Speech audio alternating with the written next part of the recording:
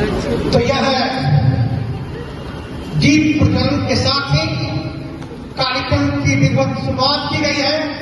शानदार कार्यक्रम के लिए जोरदार तालियों से इनका हम लोग अभिनंदन करें।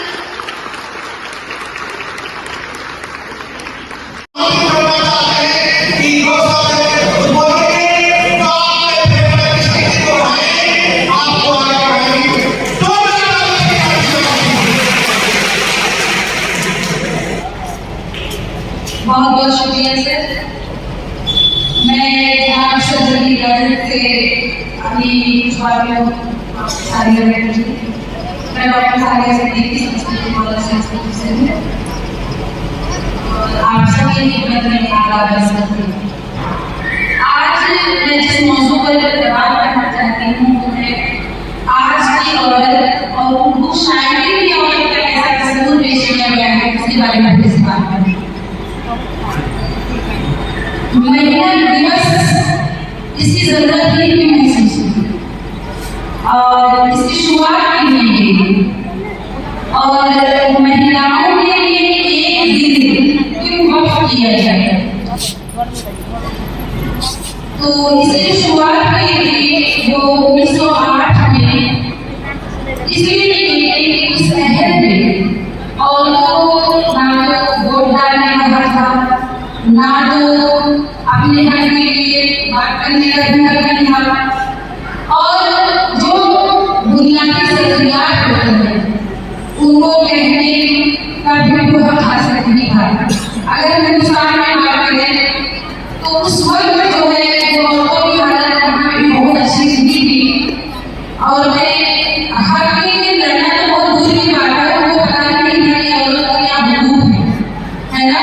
तो इन चीजों की जरूरतों को समझने के लिए वो हक दिलाने के लिए यूरोप में 15,000 औरतों ने मुखालफत की और अपने हक के लिए लड़ने की शुरुआत की। तो चूंकि उसके लिए तारीखी लम्हा था और ये तय पाया कि हर दिन औरत जो है जिनको अपने तौर पे अपने लिए लड़ेगी और अपने लिए क्या किया जाएगा। अल्लाह ने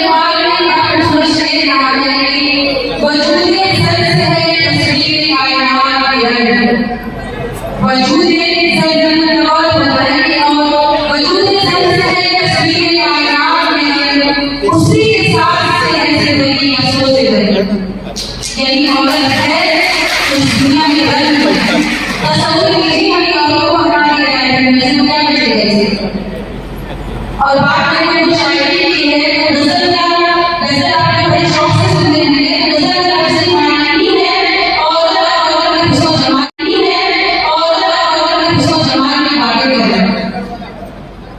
अगर मैं उर्दू से औरत को हटा दूं तो कुछ बचेगा ही नहीं। और इसी उर्दू में लिजाज ने बात भी कही थी कि हर औरत को बेशक नाजुक होना चाहिए, बेशक वो अपनी जिम्मेदारियों को पूरा करे, लेकिन जरूरत पड़े तो अपनी आंचल को अच्छे से तेरे माथे पे ये आंचल बहुत ही खूब है, तेरे माथे पे ये आंचल बहुत ही खूब है, लेकिन तू इस आंचल से परचम बना लेती परचम है। तो हर औरत को अपने हक के लिए बोलना, अपने हक को जानना बहुत जरूरी है। जब हम बात औरतों की तरक्की करते हैं तो बेशक आज की जिंदगी का शायद भी कोई ऐसा गोशा हो जहाँ औरत ना हो, जहाँ औरत अपनी नुमाइंदगी बखूबी ना निभा रही है। आज हिंदुस्तान का शायद भी कोई ऐसी बड़ी पोस्ट नहीं होगी जहाँ औरत ना हो। आप नजर उठाकर देखिए हर जगह औरत है, लेकिन क्या वाकई औरत को लेकर मर्दों का तस्वीर जो है वो बेहतर है? ये सोचने की बात है। क्या औरत को लेकर मर्दों ने अपने जहन को भी तब्दील किया है? ये भी सोचने की बात है। बेशक हिंदुस्तान में औरत दो हिस्सों में बसी है, एक दिल्ली और एक शहर। शहर में औरतें बेशक बहुत तरक्की कर रही है, अपने हक के लिए कोई भी औरत हर जगह हम लोग देखेंगे, लेकिन जो हमारी दीदी जो कि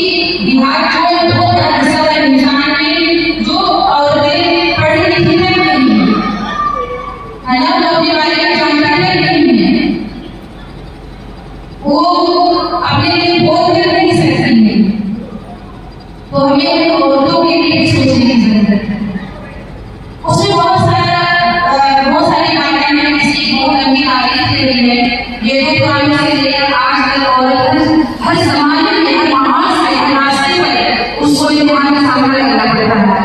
बहुत सारी परेशानियां अगर से बात करूं तो बहुत सारे तहकीकात चाहिए, बहुत सारी मुहिम चलाई गई है जिसमें उनको हक के लिए पार्टी कराने के लिए हर तरह से, और बेशक उनको तरक्की नहीं की है, लेकिन ऐसी तरक्की होनी चाहिए कि यहाँ हुई है, ये भी मैं आपको इन सोचने के लिए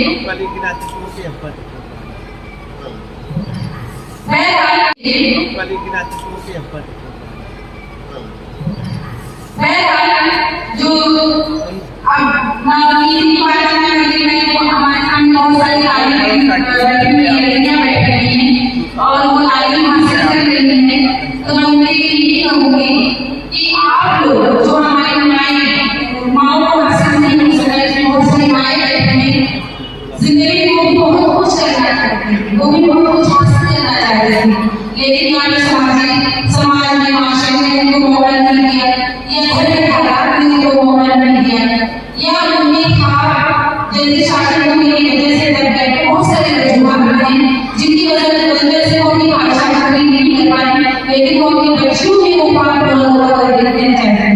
तो यह जो बच्चे मौजूद है, मैं से गुजारिश करूंगी कि आपकी माओ में जो आप अधूरे रह गए हैं, आप हमको अपने पढ़ने पे जिम्मेदारी से निभाइए और खूब मेहनत से पढ़िए और अपने माशरे में एक नई तब्दीली लाइए। उन्होंने नहीं कहा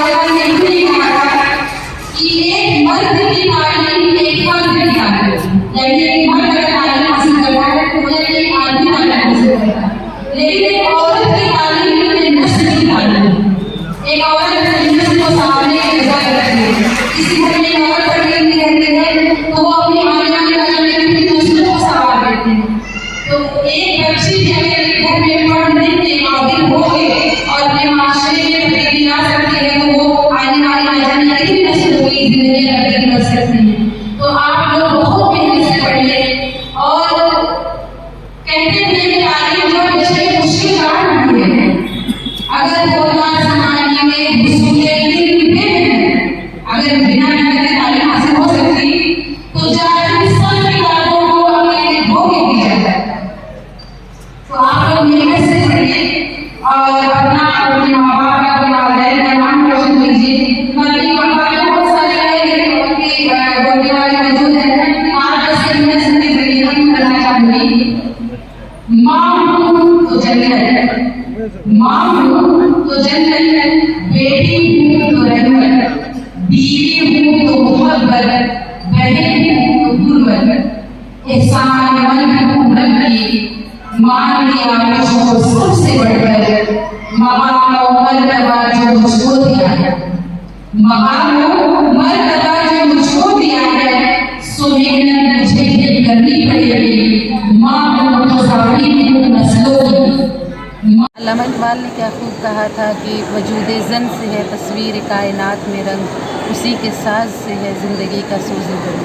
तो अल्लाह भगवान ने जब ये सृष्टि की रचना की तो उसी वक्त एक जोड़ा पैदा किया जिसमें औरत और मर्द का तस्वुर था। तो 8 मार्च ज़रूर इस बात के लिए डेडिकेटेड है कि इस दिन औरत अपने होने पर फ़ख्र कर सके और अपनी ज़िम्मेदारियों को समझे, लेकिन मुझे लगता है कि हर दिन एक औरत का है।